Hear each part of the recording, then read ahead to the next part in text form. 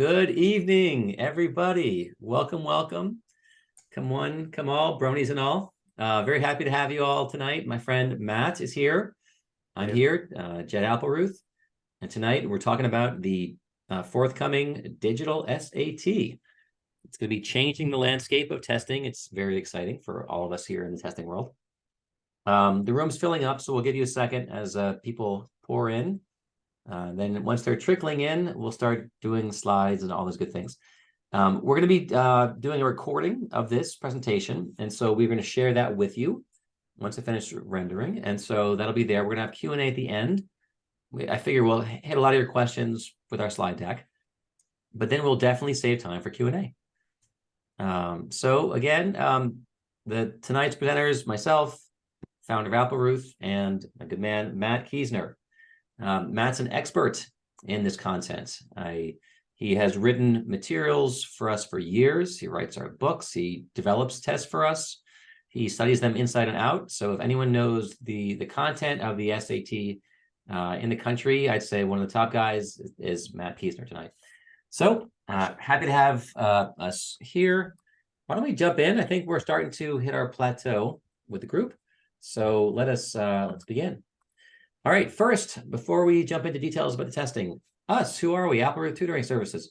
One of our foundational beliefs is if you change students' beliefs, you actually change their outcomes and you change their lives. We help kids with three things. We help them with testing, we help them with academic tutoring, and also executive functioning coaching, helping them optimize their resources. I was working with students today, talking about exams and how to optimize your weekend and when to study and how to study.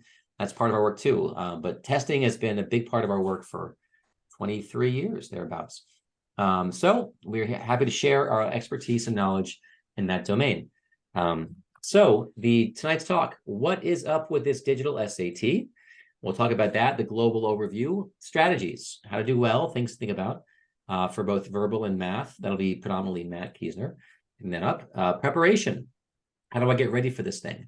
And then finally, when it comes to the test day in March, or if we're taking it in May or June, how do I optimize performance on the test day? And then we'll have our Q&A. So let's jump in. First, the structure.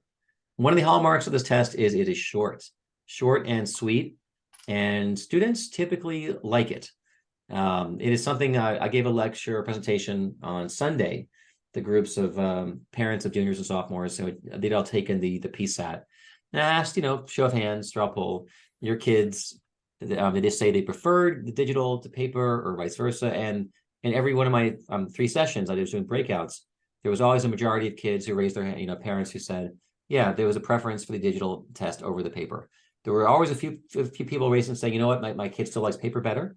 But on average, the more popular test is the digital test because one of the main things is it is short. There's a question, will we get the slides to refer to? We're going to send you just the recording, but typically we've not been sending out the decks of late, just the recordings of the content. Okay, so the structure, verbals first, reading, writing, and you have a short module for reading, that's baseline module, then you have the adaptive module, 10-minute break, short baseline math, and then they need the adaptive math, and you're done. Total time is 2 hours, 24 minutes. Number of questions under 100, which is the shortest SAT ever administered in history. Really a big deal. And there were so many more questions years ago, even right now, but that number is reducing fairly dramatically. All right, let's jump back in. The adaptive testing, what is it? I had parents ask me on Sunday, does it mean every item changes? And the answer is no. The way this works is you have a static baseline module. It doesn't change. It's the same. I can go back and forth, change my answers. When I'm finished with that and the time is up, it calculates my score. If I get about 2/3 right, I go to a harder module with more hard questions on average. If I get below 2/3 right, I go to an easier module with more easy questions, fewer hard ones. And that really is the adaptive nature. The GMAT, every single item changes based on performance, but not the sectional test. This is a different test like the GRE has been since 2011. All right, you don't never know if you went to the upper module. They don't tell you while you're taking it. They don't tell you after. The only way you know is if your score is over a 660, you went to the hard one. And if you get a below, it's like a 440, you went to the lower one. In that middle range, if I get a 570, a 610, I don't know. And so that's the one thing that isn't a big deal, but it's the main thing is focus on the content in front of you. The test is administered using a Blue Book app.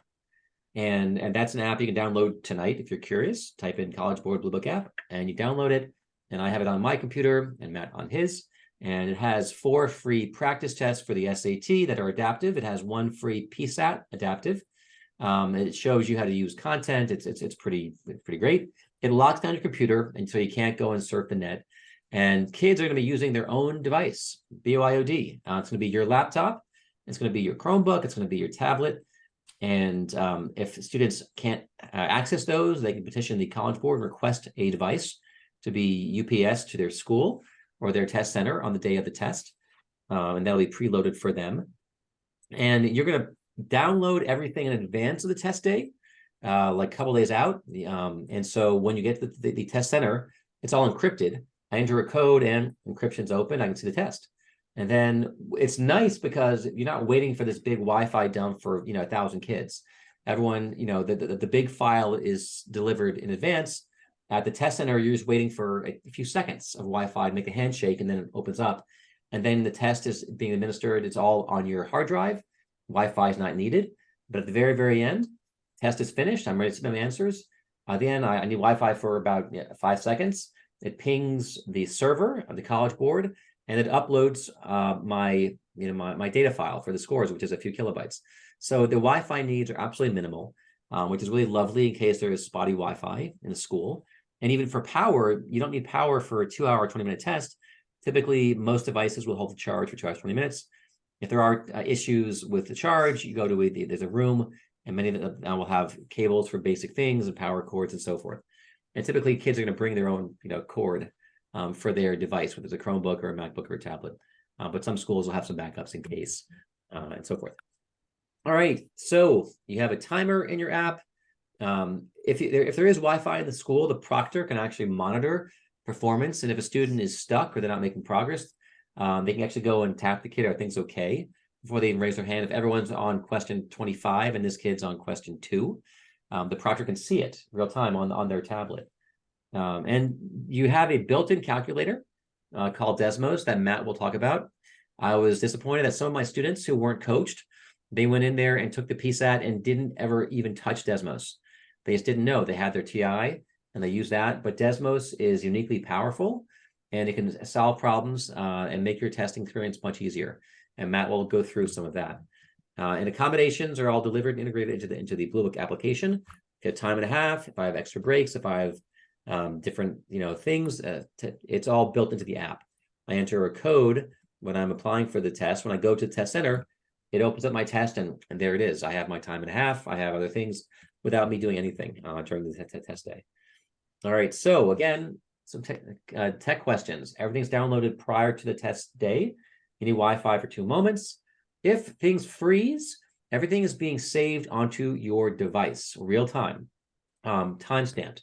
If I've answered 10 questions, I'm on question 11, and I have 11 minutes left, and my computer goes down for whatever reason, when I reboot it, it opens up 11 minutes, question 11. That's amazing. That's like Google Documents. So the time stamping is great, very different than the old other test forms. You always make sure you charge your stuff up in advance.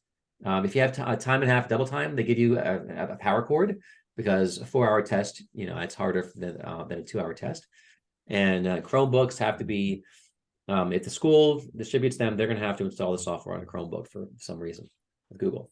All right, now I'm going to hand it off to my man, Matt. Yeah, thanks, Jed. All right, so we're going to talk about some of the content and strategies you'll need for the reading writing section and for the math. So one of the things that's new about this test is that the reading writing section, rather than having long passages with multiple questions, you're going to have one short text and then a question just about that text. And every question is going to have its own individual passage. And the structure is going to be always the same in these. And this is the order that they're going to show up in the test. So start with craft and structure. And that means it's going to be words in context, which is straight up vocabulary, which word finishes the sentence correctly. And there's gonna be text structure and purpose. There's gonna be questions about what is like the overall structure of the passage, or they might ask a question about what does this one sentence do, what does it contribute, and then there'll only be one cross text connection per test, and that's just a comparison whether you have two different authors and you have to compare the ideas.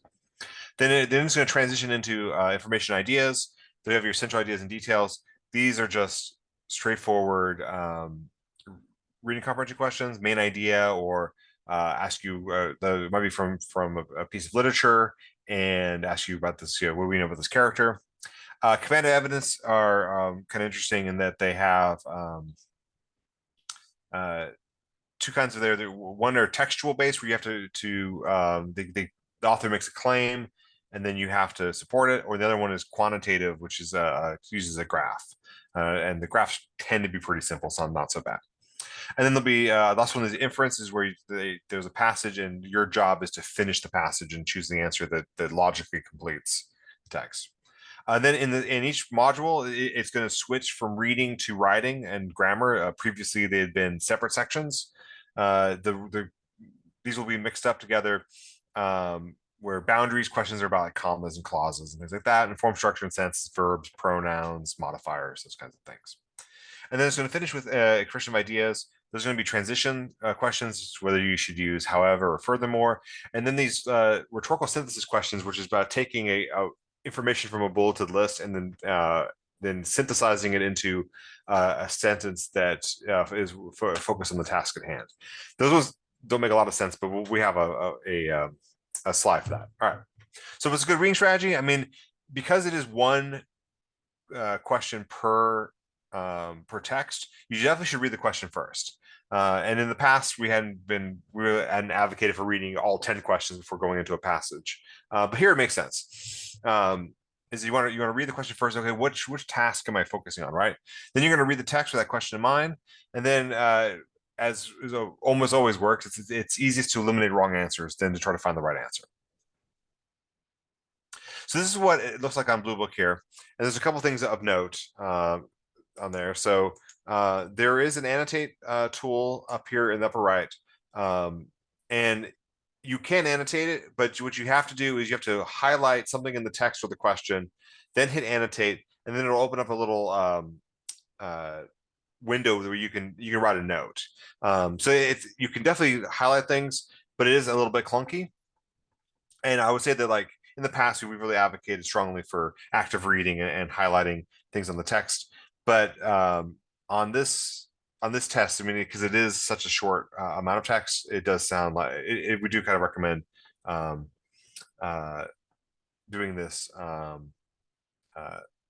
doing it as needed versus like mandatory. There is this fun little thing over here. This is that is the answer eliminator. I would strongly recommend turning that on the first testing thing. And what it'll do is it'll put little marks on each answer choice here. And if you don't like answer choice A, you can click on it and it'll basically cross it out. So it's built in so that you can keep track of the answers you like or don't like per question. There's also a mark for the review. It's important to recommend or realize that you can go between different questions in each section.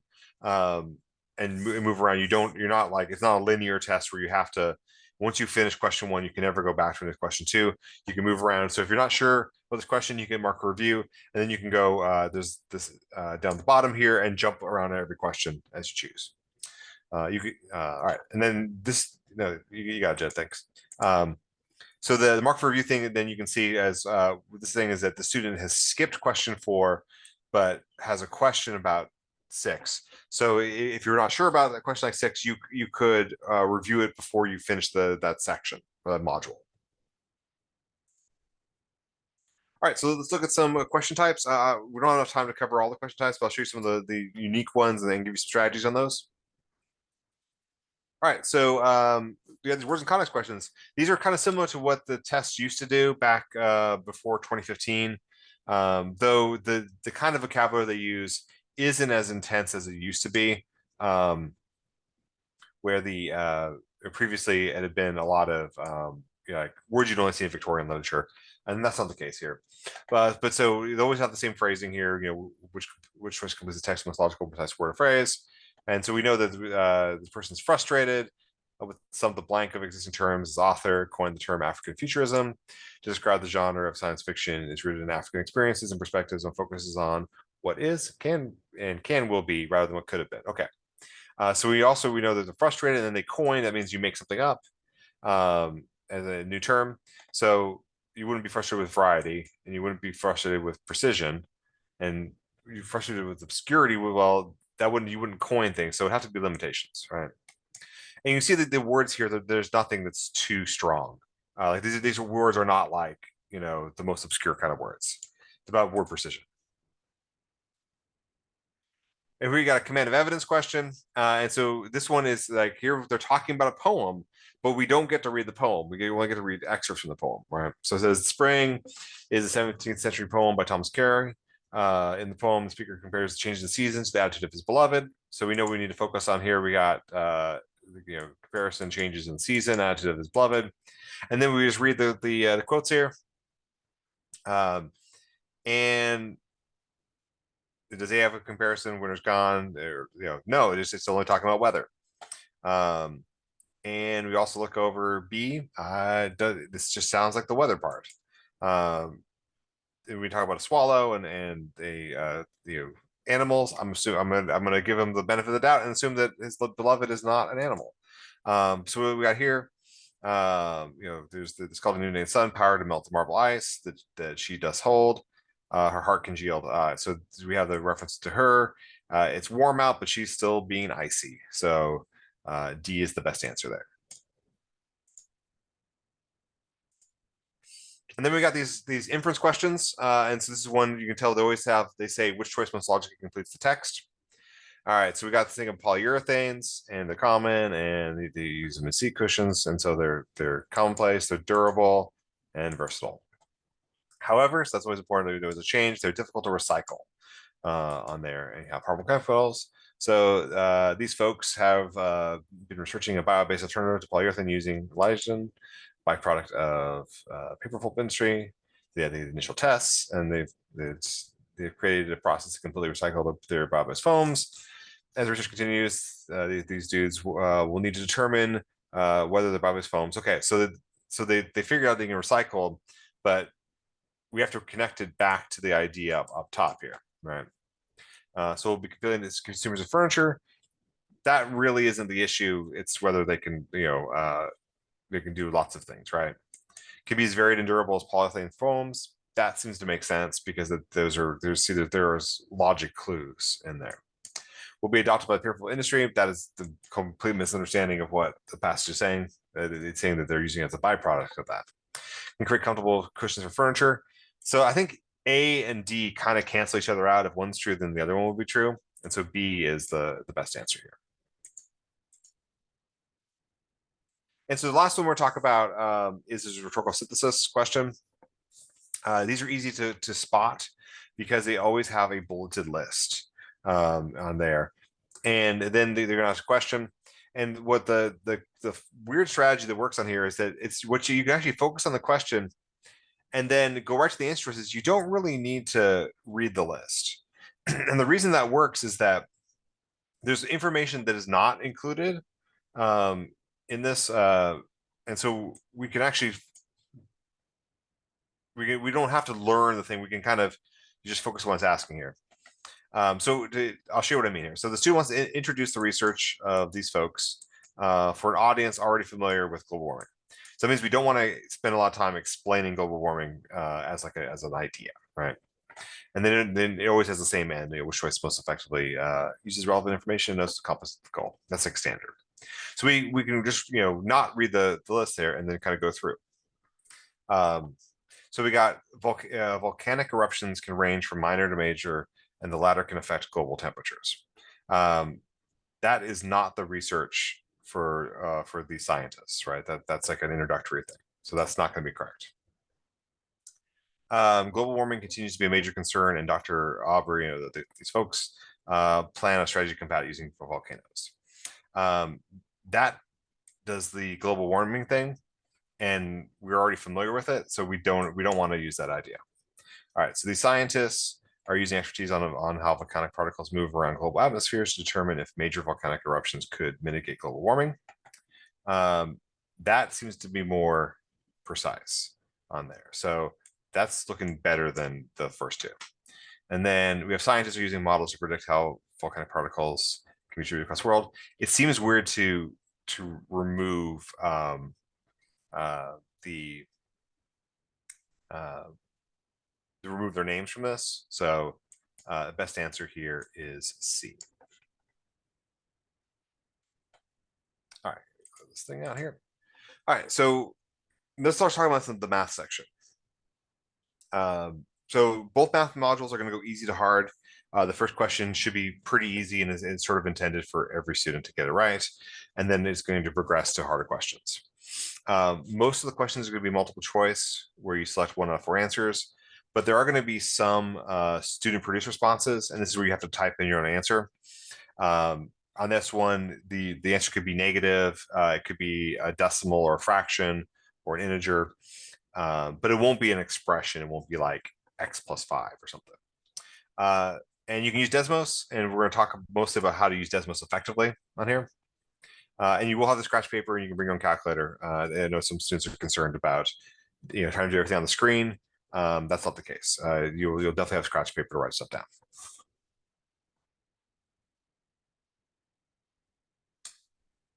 All right, so on topics, the SAT focuses mostly on algebra, going into algebra 2 skills, and really not much beyond that. There's going to be a little bit of data representation, and that's dealing with percentages and averages, making deductions from graphs. A little bit of geometry, but they give you the formulas for those. And then for the for trigonometry, maybe a little bit of SOHCAHTOA, but that's probably going to be one question for the whole test. All right, so looking at what it looks like on Blue Book here. So there's going to be things that are similar to the other SAT, the reading section. There is a reference guide here. If you pull that up, you'll see all the geometry formulas, basically everyone you would need. There's no test form that's going to use all of them, but it's important to remember that they are there. So when it does show up and you're trying to remember the volume of a cylinder, you can find that there. And then the most important button there is that Desmos calculator. You really want to make sure to be able to click on that, and then it's going to open up a sub window where you can use the calculator. And then the marker for review and answer eliminator are the same as you would see on the reading section. Okay, so one thing they did when they changed the test is they've made the math section a less of a reading thing. They really want to make sure that reading is about reading and math is about math. So there are definitely fewer words per problem. There are far fewer word problems in general, and the ones that they do have like they're designed to be as straightforward as possible and not throw in like oddball cultural knowledge or vocabulary that isn't important to the math idea. And more often than not, it's going to be a lot of equation based problems, just straightforward statistics problems versus trying to interpret a situation. And so for those that are good at math but less strong on reading and writing, there definitely is an improvement there on the math section. Okay, so let's talk about some math strategies. So first, you want to read the question and determine your goal. Like, what are we trying to solve for? Then we want to plan your attack, and this might be graph it, put it in Desmos. You might need to create an equation. You might need to create a variable. You might need to draw out the triangle. And then the next one is going to be compute, and that may be finding the information on Desmos or doing algebra and writing out your steps. Definitely write things down. If you're having to do algebra, you use your paper there. And I think the most important thing on a math is double check that you answer the question asked. A lot of times you can get to a number, and that number is valid and maybe it's an answer choice, but you found X and they wanted Y, or you found the area and they wanted the circumference of the circle, those kind of things. So the best thing you can do to prepare for the SAT the SAT math section is learning how to use Desmos. Good news is Desmos is a free calculator. You can go to desmos.com and try it out. It's exactly the same as what you see in the blue book there. And so we're going to go through some questions, and with the point is to show how you can use Desmos to solve these creatively. All right, so we got a system of equations here. So it says the solution of system equations is x, y. What is the value of y? All right, so we're focused on solving y. And could we do this algebraically? Absolutely. You could use elimination, get rid of the y's. You find x, plug in the value for x to find y. Definitely works. But I would go right to Desmos on this. So one of the things about Desmos is you can put in the equation in any form. If you have a TI-84, you have to put in y equals, and that's already going to be a number of steps, right, of getting it to isolate for y. But on Desmos, that's not necessary. It'll graph whatever you give it. And so we can just see that we just enter them in, and then on system of equations, the answer is where they touch. And so it's asking for the y value, so our answer would be 3 on that, on the graph. All right, and then we got a quadratic here, and so we got a function above as 0 as the points a and b on x coordinate plane. What is the distance of line at segment AB? All right, so could we solve this using algebra? Yeah, we could factor and find the two binomials, but I would say it's better to use Desmos there. Next slide. Okay, there you go. All right, so we don't have to do any factoring, right? We can just plug that in, and we can say that our a and b we have -3.5, and then we have 3, right? And so it tells you those points, and you can just click on them to see what they are on the screen. Like any sort of intercepts will be already locked in. And it was asking for the distance between them. And so the distance between 3.5 and 3 is 6.5. So that would be our answer. And then we can use Desmos on something like this, where like gross rational expressions, right? And it might be said, well, how, like there's no y, how can we do this? Well, this one is actually going to do best, whereas we're going to work backwards. And what we're going to do is we're going to plug in our answer here, and you're going to see a weird graph with asymptotes, and then we can just plug in the answer choices and see which one matches. So we got this here, and you can see that kind of the light gray would be the original answer, and then we can plug in the other ones, and if they don't match, then it's not correct. So we see that a couple of them are kind of close, but only D is that it overlays entirely. And so it's really just a matter of just plugging things in and then letting Desmos show you which one. I think it's a lot easier than having to worry about creating common denominators and all the other stuff you would have to do. Jed, I think it is your turn. Excellent. All right. So thank you, Matt. Now I want to talk a little more about the test, how it changes, how it adapts. So Matt gave you all these different strategies for the different sections, and there's obviously a lot more behind that when we teach kids for many weeks. But one of the things just for parents to understand, I mentioned that the modules, they adapt easier or harder. I want to give you an example of that, just to give you a sense of how this works. Just for your own edification, your own knowledge. The baseline section for all kids looks like this, that it skews the level 1 questions are very easy. There are 2 of them. Level 2, there are 10 of them. Level 3, a little harder. There are 7 of them. Level 4, the hardest ones, there are 3 of those. So we peak in the middle. It's kind of a middle section trying to figure out, should I direct you easier or harder? If I get under 2/3 right, I'm going easier. And then that section looks like this. The skew now is toward the easier questions. I have not 2 level 1, I have 7 level 1 questions. I go from 10 level 2, 9, level 3 is dropped from 7 down to 5, and the level 4 is dropped from 3 down to 1. And this is all about trying to get rid of questions that historically have not been that helpful or that predictive. For a student who's, on the lower end of the scoring spectrum, the really, really hard questions aren't really that helpful or operational. They don't contribute much because most kids who are getting a score in the 550s, low sixes aren't going to be getting the hardest questions on the test. And so the idea is, how do I get from 140 questions down to 98? By getting rid of those. And that's why we get some efficiencies. We have fewer items and a shorter test by knocking off some of the questions which really weren't that helpful. If, however, a student does better than average and does more than 2/3 right, then they're going to be routed to a harder adaptive module, which looks like this. And you can see we're going from 7 level 1s, the easy ones, down to 1.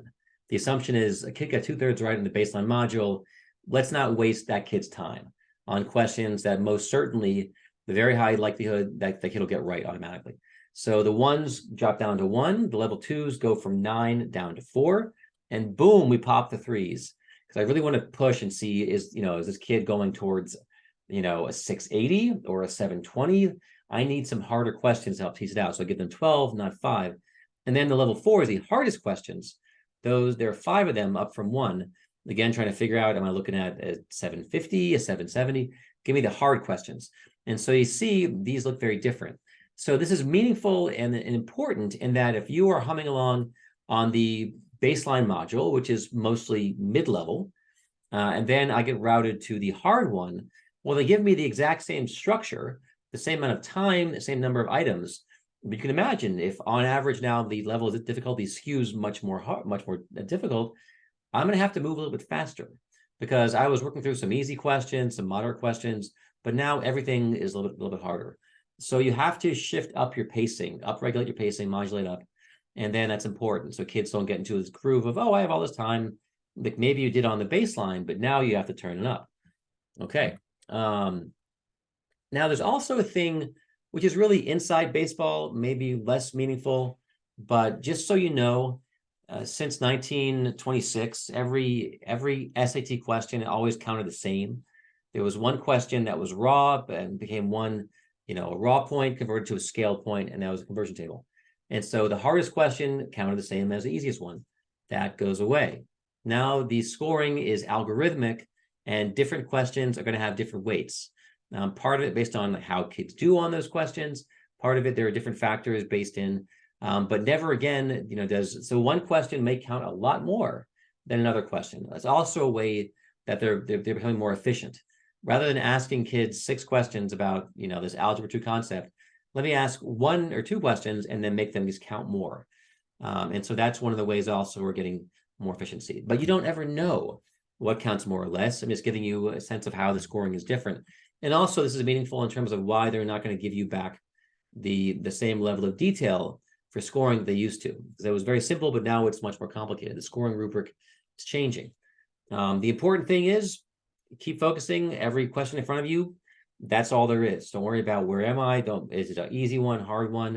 Is it experimental? Does it count a lot? Just keep focusing and doing your best on every single question. One of the major changes is that the College Board, they've been moving towards giving kids more time per question. And on this test, they went all the way in. They actually scaled back the number of items and they gave kids more time per item. And so that here you can see as an example, compared to the ACT, you have 71 seconds per question for verbal, for the reading and the writing, compared to 44 seconds on the ACT. In a similar fashion, you have a minute and 35 seconds for math, every question versus a minute flat on the ACT. So you're getting 60% more time per question. And that's a huge difference. Some parents say, well, doesn't that mean that wrong answers count more? Like if you have fewer items, the answer is yes. But they're giving you a lot more time. There should be less carelessness. And that's a very meaningful difference. Okay, and here, again, look at the number of items for verbal. On the current SAT, go to the middle column, you have 100 verbal questions. On the ACT, you have 80. On the current test, that's going to be digital in March, you're going to go down from 100 on the SAT down to mid 60s. That's a big drop in number of items. And then same thing. So actually, no, I'm sorry. I was looking at time. You have 100 minutes total versus 64 minutes. So it's a much shorter test, and number of items it's dropping from 96 items on the SAT, 115 items on the ACT, and 54 items on the digital SAT.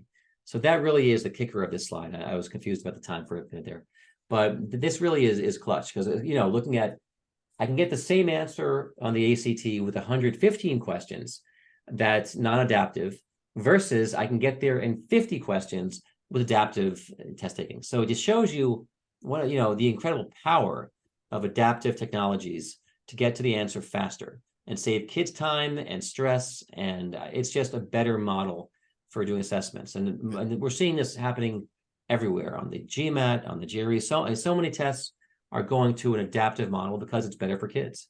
The classical testing theory, you have to ask a ton of questions because that was all they could do. But now they can get to the right questions for the right kids faster. Matt, Yeah, and one thing, because as of this last Saturday, that current SAT is actually the former SAT. Yes, the we have passed that threshold, which is we've been waiting for quite a long time. But unless you got a time machine or your test was canceled for snow or something. So yes, so this is more of a historic context of 96 years of lots of questions, and now the future is far fewer questions, and that's great for kids. I think why many kids like this test better. All right, so we before we open up the room, we were talking about how many test forms are there. In truth, the College Board said every kid's going to have a comparable but unique test form, and it seems like there are variations that certain kids, we're cruising the Reddit boards talking to our students are seeing slight changes in different questions. Sometimes the answer, like the numbers, might change in a math question, or there was a verb, a writing kind of question where it was one country for these kids, took it like with France as a country, these kids it was Uzbekistan, but the actual grammar thing being assessed didn't change. So that the content, the language changed some, but the underpinning, question being asked really didn't change. But some of the window dressing did change on some of the questions. So there are different tests, and also the order definitely changes. That for one student, my question is number 17. The same question for you on your test is number 3. My answer on that question is B, and your answer is D. And so this helps get rid of cheating. When you go and tell a friend the answer is 1 is B, 2 is D, that goes away, because that's totally nonsense. Everyone does have different orders and different answer choices, and there seems to be some variation in terms of the actual content. We expect more of that down the road, but right now it seems like there's still a lot similar, but there are some differences. All right, Matt, it is back in your court. Yeah. Okay. So let's talk about how to prepare for this thing, right? So the first thing that I would do would be to take a practice test for this. And if you're taking the PSAT, that certainly helps a lot as well. The PSAT is exactly the same structure and same timing and number of questions as the SAT. But first thing, there's a for practice on Blue Book, and Applerouth here, we got a couple of tests that are proprietary as well, and making more all the time. So when you're taking it, focus on the question in front of you. There's a lot of stuff going on in the back end that we've touched on a little bit about these adaptive sections, and that there's truth that some questions don't count because they're called pre-test or experimental questions, and some questions are worth more. And the trying to understand the item response theory as you're testing is just a really poor idea. You're not going to be able to figure it out, and you're misusing the time and energy that you have. What's going to work a lot better is not trying to guess what's going on in the back end, but there's a question on screen. Can you answer it? And then, as I said for the math, and repeat it a bunch, getting used to that Desmos is going to be one of the best things that you can do. Okay, so what we're talking about this, before it makes you download Blue Book. If you took the PSAT, congrats, you have Blue Book on your device, and you have your College Board account set up. So it would just be a matter to make sure that you do the update ahead of time. They should send you a notification for that. That update is really important because you're downloading your test beforehand. Obviously, get some good rest. staying up all the night before practicing an SAT is not a good idea. And then make sure that you charge your device beforehand. Jed mentioned that as well. So that morning, make sure you pack your device, and I'd also pack the charger, right? Because who knows what could happen. You calculate if you want. I don't love using Desmos as an arithmetic calculator, but you can definitely do it. I kind of prefer the keypad there. Definitely pack a snack for the break. It's good to keep energy levels up. Eat a good protein rich breakfast, however that's defined to you, and make sure you got a sweater in case it's cold, or it's something to dress comfortably. All right, so during the test, you'll be given that code, and that will unlock things there. You have your own test form that we talked about, but you're trying to cheat on the test is really just not going to work. Also, like even if you got the same questions, if you're on question 2 and someone next to you on question 3, you're on different questions. You can't see the whole testing, right? As I said before, focus on that question in front of you. Do not try to outsmart the test.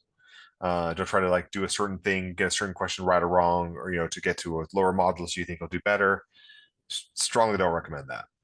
And if you get stressed, and this can happen, it's better to calm down, pause, recenter yourself, take a deep breath versus trying to push through that anxiety. Dealing with anxiety can really affect your ability to make decisions and your working memory. So it's better to calm down and use that time that way. So when I get my scores, they say, don't worry, they're not going to grade in front of you. I know that's a big stress on there. They're saying that it should come within 10 days of taking the test. We'll see how that rolls out. I wouldn't be surprised if it's a little slow in March there. The PSAT was slower, but one thing that you recognize about the PSAT is that it's far more students take the PSAT than any SAT administration, because the PSAT is once a year. SAT is kind of staggered throughout. Some take March, some take May, some take June. And one thing you're used to is the feedback will be minimal. So this is what the PSAT report looks like. We've seen the SAT reports from international students. It's going to be the same thing. And what they do is they have these domain areas where we went through the reading and writing ones. There's the math ones, so they're not as interesting, I think, as the reading and writing, because it's it's just advanced math. It's kind of vague. And so these are looking at they don't tell you how many questions you got right or wrong. Instead, they tell you they break into 7 bars. And what I've learned is that these 7 bars are not how many questions you got wrong, but score ranges. They're in thinking them more like percentile brackets. And so you look at this student needs to work on craft and structure. It needs to work on problem solving, data analysis, even though these are kind of few test questions, right? Especially in problem solving and data analysis. But you're never going to figure out how many questions you got right or wrong. The reason they're doing this is that because they're using item response scoring, and some questions are worth more. They can't say that, if you get all the questions right, you get an 800 on the section. If you miss one, you get a 780. If you miss 2, you get a 770. It depends on which question you missed. And they, rather than kind of showing you how the sausage is made, they're just not showing you anything on there. So you get used to that. That's going to be a frustration, right? Jed, back to you. Excellent. Yeah. So we definitely a loss for the people in test prep who like to, look and analyze answer patterns and talk about timing, and you missed these easy ones, you got these hard ones right. That's all gone. And so that's one of the reasons why I think taking a practice test with Applerouth or another vendor, where you can actually see the full printout and with I missed these questions and here's exactly what I missed and why I missed it, is much more beneficial than not getting that rich feedback, which we've had for decades in this field. But now that's going away with the a little bit less transparent. But the trade-off is short test, fewer items, more time per question, but we lose some of that data richness and granularity. So trade-offs. All right, accommodations. They are delivered digitally via the Blue Book app itself. And this is a really good test for students with disabilities, because the accommodations are baked in. You're not relying upon a proctor. Sometimes they mess up time and a half or double time, or they don't give you the breaks, or you're waiting for something. Now it's just, the computer does it. Same thing with some kids who had issues with reading or, visual processing. They had a human read to them, but now it's the computer. The computer can read to them. You can make it faster, slower, louder, softer, and play it 5 times until you get it right. Much better for a student than having a human read it to them. So excellent. Also, for the SAT in its current form, one section was calculator and one was not calculator. And if you had a math issue, you had to get an accommodation to always have a calculator. But now you always have it. It's always back there. You can use it forever. And so that's actually better for kids with math issues and so forth. But also other accommodations, like you can change the font size. You can apply contrast if you have dyslexia. And it's all built into the screen and built into the app. So that's great. Big thing. The other accommodations, I think beyond that, there is a paper-based test for students who aren't able to test digitally, but we have not had any of our students experience that. That could be an issue with blindness or visual acuity. I can't see the screen, therefore I need some other kind of form, a braille form or whatever it is. But we don't expect many kids are going to be able to access this, which should minimize the issue of cheating, because they're not going to make that many of these paper tests. The way they're constantly iterating on the digital tests to make new ones. And that paper test is a little bit longer, and you have more questions. But again, it's not, we've worked with many kids, international kids and PSAT kids, and no one that we've worked with has taken the paper test. Yeah. So And you lose Desmos. Hmm? You lose Desmos. You also lose Desmos, which is a very powerful tool, right. Which can help you solve and back solve all kind of questions. So that goes Right. away. The feedback, we've had now almost a full year of testing internationally. This started in March. There was a March test and a May test and a June test and an August test and October, November, December. We've had all these tests internationally, and our experience has been this thing has gone off pretty much without a hitch. There are a few issues which last for maybe 10 minutes. A student has a hard time inputting their code, unlocking it. They talk to the tech coordinator. Some kids have a hard time at the very end uploading it. Again, 10 more minutes, it's resolved. There was one issue on the East Coast, the day of October 11th, which was that second Wednesday, which is a pretty common time historically to administer the PSAT. And 1.2 million kids took it at the same time. And a little egg on the face of the College Board, they didn't have enough servers, enough bandwidth. And so there were all these kids at this exact same time trying to ping the servers to have my code unlock the test. And the servers were overwhelmed, like a denial of service kind of thing. So that was just shame on them for not having an expanded server pack. So once they hit capacity on one, it goes to the next and keeps opening up new servers or virtual servers. They didn't do that. So for about an hour between 8 o'clock and 9:15, there were some kids who had the wheel of death. Finally, it opened up. By 9:15, everyone was able to access it. All the kids in the Midwest and the West Coast, no problem at all. But there were some kids on the East Coast who had to reschedule because they were just like, all right, kids, it's been half an hour. Let's do something else. And then they were all rescheduled within a few days. So again, not the best, but there's never going to be an SAT where you have 1.2 million kids taking the test. That is a singular event on the PSAT, and I'm sure that next year, I say I'm sure, that they're going to have so much capacity. This was a mistake on the initial rollout, first time in history. I got that. But this will, typically you have a couple 100,000, 300,000 kids taking it. So it's a fourth of this volume for a national test day or a school day test, even less so. So they shouldn't have that server issue ever again. Yeah, and I imagine that a lot of schools are going to try to schedule on a different day as well. Yeah, I think you're break probably right. that pattern, because it's a little bit on them as well. Yeah, for sure. That's right. And so we've feedback from our students internationally who've taken this for about a year is watch your pacing on the, make sure you adjust up and regulate up if you're going to be going to the harder one. And Desmos, again and again and again, we hear, you got to know Desmos. Desmos is a God saver. If you read the message boards and Reddit, everyone's like, all hail Desmos, because you can solve, like half the questions. There are times you're stuck on the algebra or the trig, and I can't figure it out. I plug in Desmos and voila, I have the answer, even if I couldn't, brute force it on the front end. All right, so there seems to be a general preference when I query audiences. I see more hands for my kid liked it, and when they did the pilot study for the PSAT about a year ago, they had kids take a paper test and 2 weeks later take a digital test. 8 out of 10 kids who had both tests within short proximity said, I prefer the short, sweet digital test. It's just better for me. And so we're seeing similar data when I ask live audiences. So it does seem like, and administrators love it.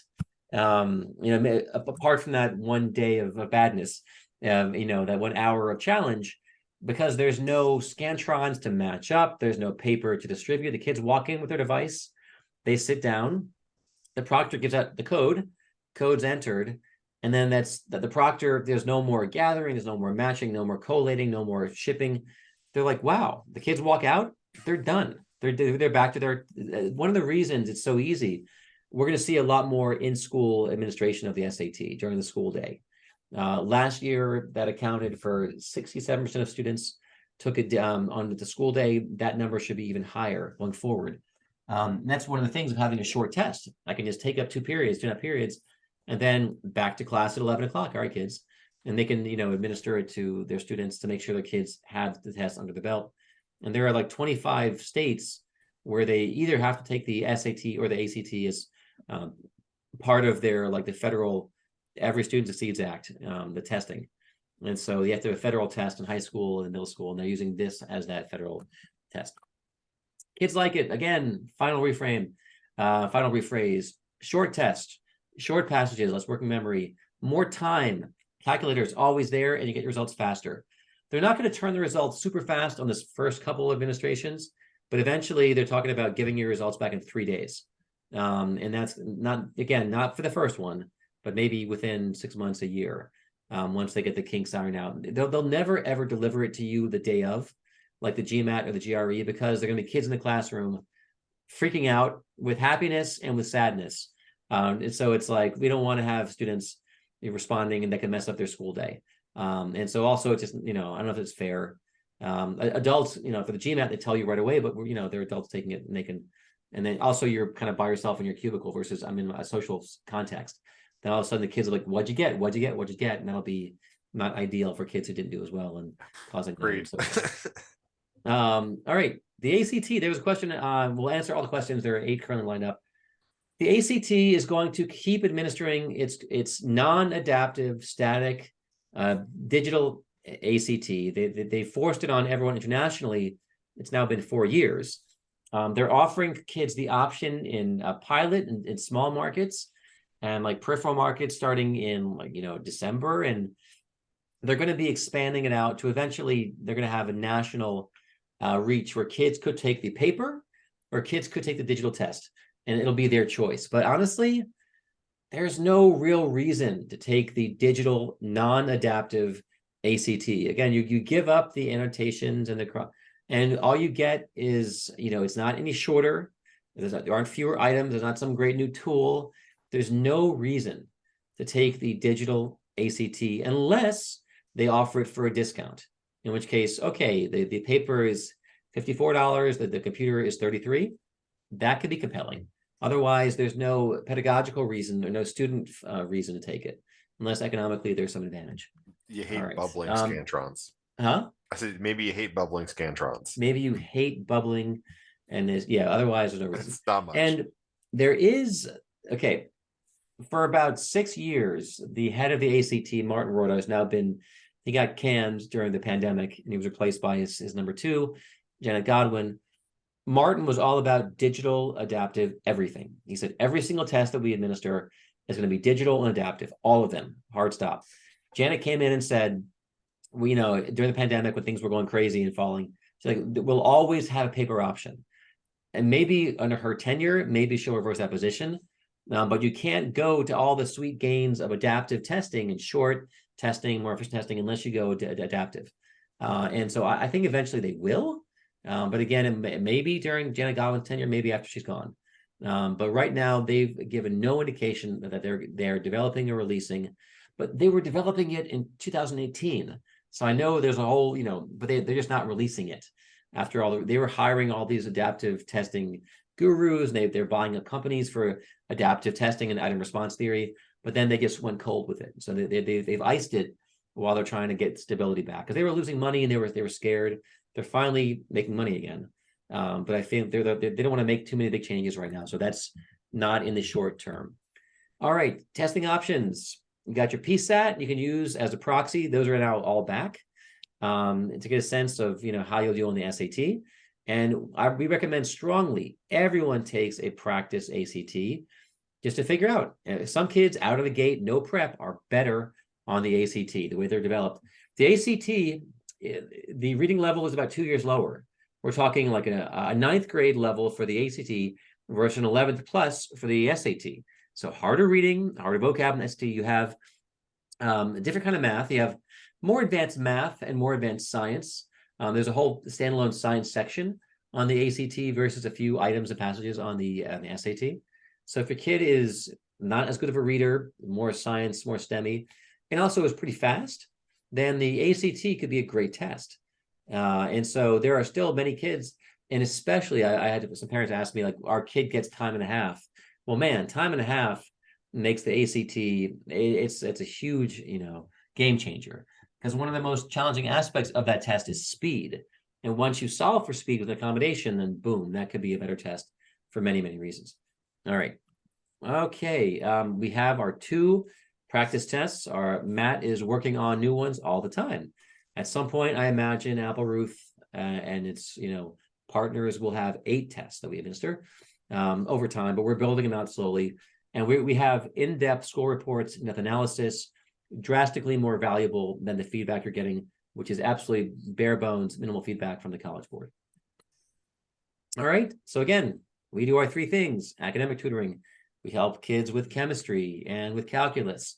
We help with test prep. And we also do, one of my favorite things is executive functioning coaching, helping kids be better academically, just study smarter, use your resources, ask for help, all those things. These are our 3 pillars of our business. Now, let us go to your questions. We're at 8. And if you have a question, we haven't answered, type it in. You want to answer all your questions. All right, the first one, the digital ACT, I think we've answered that one. It's coming in a static form, but the adaptive one, no clue, no indication. Can we do trig problems in Desmos? Matthew? Yeah, I saw that one up here. Could you? Yes. Now, the thing is, when you put in a trig function into Desmos, it's going to be the graph. So like the sine, y equals sine of x is going to produce a sine wave, and they don't test on, like, the trigonometry test is not sine wave or any kind of like the trig graphs, and they don't test on amplitude or period or any of those things. So those just show up on the ACT. So I don't think that using the Desmos for trigonometry is going to be the best thing. It's mostly right triangle trig. And yes, if you do really know your trigonometry, you could use knowing that, like when you put something in, what the x and the y values mean when you put in a trig function. But I would say, honestly, you're doing it the wrong way. And it would probably be better to take your scratch paper and just draw the triangle and label the angle, and then do your SOHCAHTOA on there. Right on. All right, our level 4 questions in the math section still likely to be simplified if you're using Desmos. Are the harder questions, can Desmos give you an edge there on the hard questions, Matt? It depends. Now, I don't want to say that, like, oh, you can use Desmos on every question. There are questions that, as you have more complexity, Desmos might be a part of that question, right? And it won't be as easy as just finding a dot on the screen. There's also more advanced uses of those involving tables and sliders, and I did not go through a full Desmos application suite.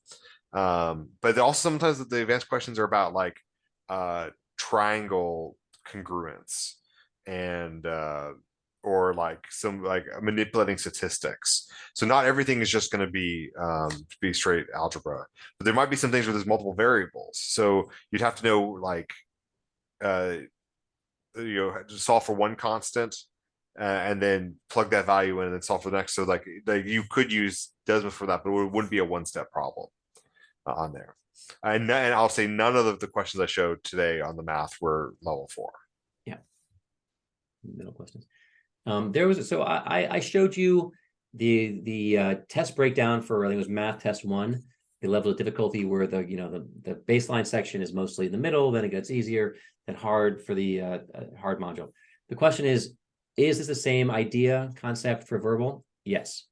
We didn't need to show both, but same principle for the verbal section or for the math section. All right, are you going to address how scoring will compare the old versus the new? How are these going to be interpreted by colleges? Matt, I'm going to give you that one. Okay, so we're talking about like comparing an old SAT, like the paper one that just concluded in December, as the new digital test. They are on the same scale. The College Board is definitely encouraging schools to treat them equally. And what's important to recognize is that there already have had students who have been accepted. Yeah, that they're international students, and even there was a trial with those where students took it and actually could take their own, could use the scores for the digital. So for current juniors, this is not necessarily like they're not actually on the vanguard of this. And if a school decides to go against the College Board and then say, no, we only want the digital test, we don't want the paper, that's the right for schools to do this, but I don't think that'll be the norm on there. And really, if you have a senior who's applying, looking at what the admissions office says and contacting the school if you have any need clarification or something is the best policy, because it's hard for us to talk about all whatever 1,000 schools in the U.S. And say that they all think the same, right? Yeah, but the long and the short, as Matt said, the scores, there's no concordance table. 740 on the paper concords to the 740 on the digital, the same percentile. So there's no concordance, which makes it much easier to both super score across, all paper and digital, and simply to accept the new one and not have, there's no change in scale. In 2016, the test was recentered and the 50% mark went from 1,000 to a 1080. Everything changed. But now, no, the center point's still at 1080. The percentiles all are lining up the exact same way. So there really is nothing, scoring is not changing essentially at all, which is nice for the College Board, for the admissions offices in colleges. All right, does the verbal section before grammar type questions go from easy to hard, similar to math, then the last 12 questions being grammar based, also easy to hard? Matt, take that question. Yeah, I got an answer. So the math, the first question is the easiest and the last question is the hardest. And if you take a math module, you'll feel that. The reading and writing is a little more complicated. That we went over all those different the things of the words in context, text structure and purpose, central ideas and details. There may be like between 1 and 5 of each of those questions per step, and then for that question type, it will increase in difficulty, but it's always kind of like dropping back down. So again, the grammar, so the grammar, they mix the boundaries and form, structure, and sense questions together. That's the one where they're kind of like alternate, but then that also is going to go from easy to hard. So you can't say that the last question is the hardest question on the reading writing, because it's going to have these bumps. Like the last words in context question should be the hardest per module. So yeah. All right. Am I getting a copy of the recording? Yes, you are. If you sign up for this, you're getting a durable copy of this recording. Also, what book would you recommend to study for the digital SAT? Well, Matt, what book should we recommend? Well, it's funny, and I feel bad. My book's in my car downstairs. We have the 5th edition of the SAT has been book. The Applerouth book has been completely updated for the new test. It had all the reading writing now matches that that section, all short passages and all new strategies. The math didn't change as much, because algebra is algebra and geometry is geometry, but we added Desmos lessons throughout it, and to talk about how to solve something using Desmos versus other things. And I've recalibrated it for the types of questions they ask now. So yeah, that book is certainly available. It's for sale on our website. Yeah, I'm happy to get you a copy. All right, which one is better, the digital ACT or the paper ACT? I think you've answered that one. It's going to be the paper right now. Digital is not adaptive, so you're not getting anything. You're giving up something.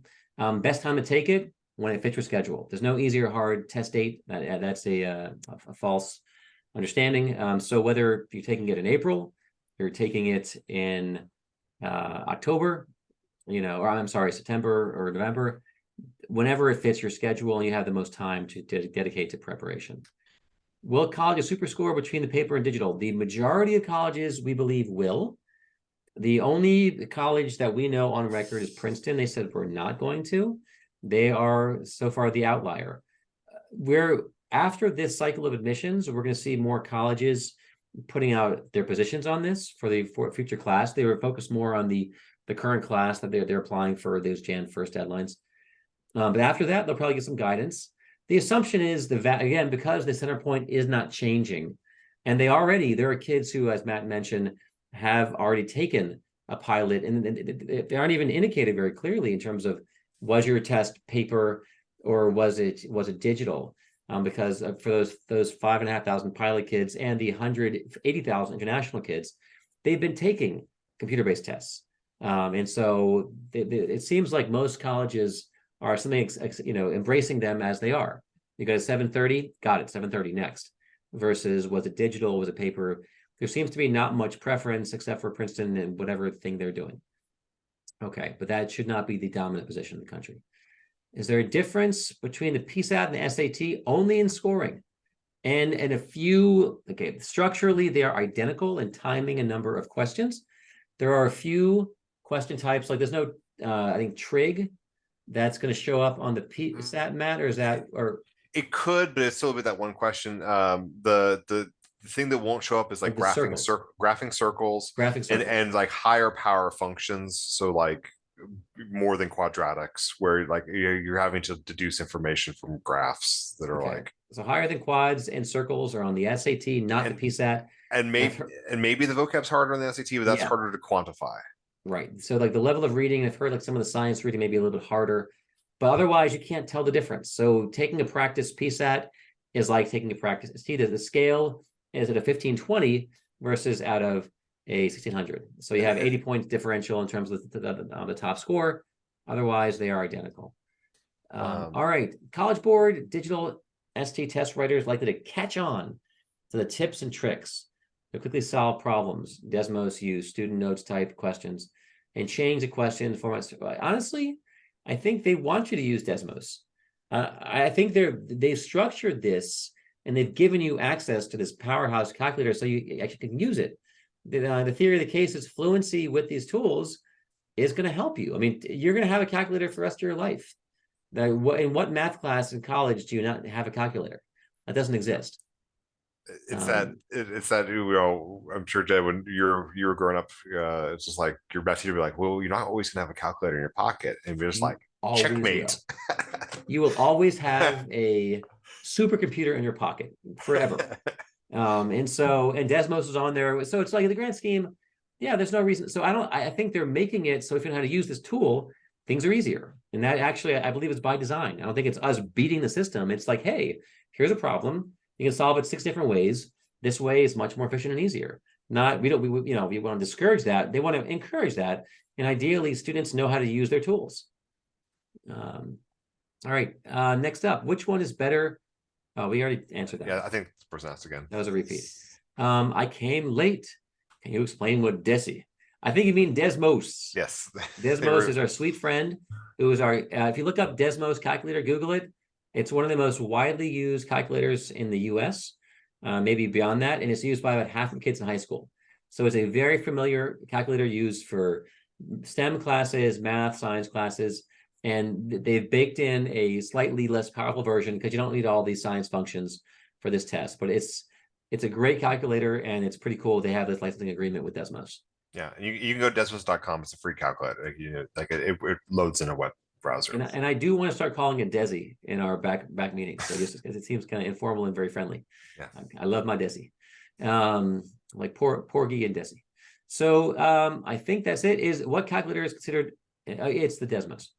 All right, and the recording, we're going to send you a link, and you can share with your friends, share with your spouse. Say these guys were so great. You gotta watch this, and then that'll be up there on YouTube. That we're going to give you a link to that.